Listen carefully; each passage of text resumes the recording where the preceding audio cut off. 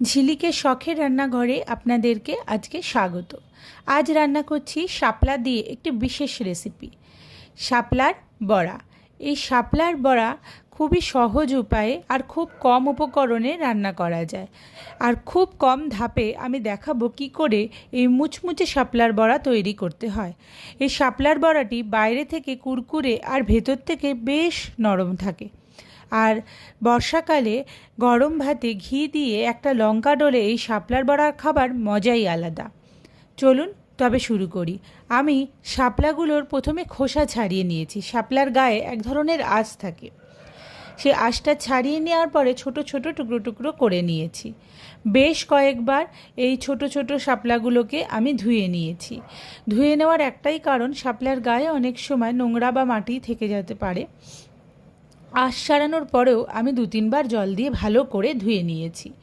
বেশ ভালো করে ধুয়ে আমি কিন্তু এই শাপলাগুলোকে একটু জল ঝরিয়ে রেখে দিয়েছিলাম। তারপর এতে বড় চামচের 1 চামচ পরিমাণ লবণ যোগ করেছি। লবণ যোগ করার সাথে সাথে শাপলা থেকে কিন্তু অনেকটাই জল বেরোবে, তাই লবণটা যোগ করে আমি হাত দিয়ে ভালো করে 2-1 বার মেখে নেওয়ার ফলে বেশ খানিকটা জল বেরিয়ে গেছে। এরপর এই জল থেকে শাপলাগুলোকে আলাদা করে রেখে একটি বড় বাসনের মধ্যে ওই শাপলাগুলোকে আবার নিয়ে নিতে হবে। যেই শাপলাগুলোকে আমি আলাদা করে নিয়েছি, অমনি ওটার ভেতরে আমি দিয়ে দেব চালের গুঁড়ো, বেসন আর হলুদ। আমি কিন্তু এখানে আর লবণ ব্যবহার করব না, যেহেতু লবণ দিয়ে শাপলাটা মাখার ফলে বেশ খানিকটা নোনতা নোনতা হয়ে গেছে। এখানে চালের গুঁড়ো আর বেসনের অনুপাতটা হলো 2:1। অতএব 2 চামচ চালের গুঁড়ো হলে 1 চামচ বেসন নিতে হবে। এই অনুপাতে নিয়ে ভালো করে মাখতে হবে। আর মাখার সময় কিন্তু কোনো জল ব্যবহার করা যাবে না। এই জলটি ব্যবহার করতে আর হবে না, কারণ শাপলা থেকে কন্টিনিউ জল বেরোবে।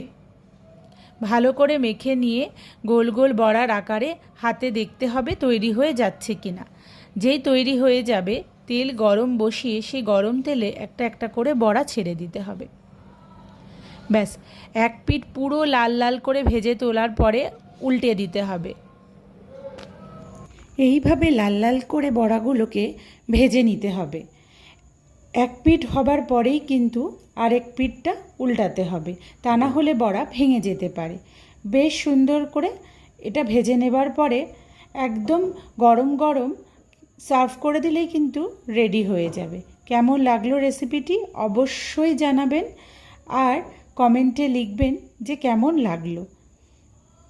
আমার চ্যানেল ঝিলিকের শখের রান্নাঘরের রান্নাগুলিকে যদি ভালো লেগে থাকে, লাইক, ফলো আর সাবস্ক্রাইব করে দেবেন।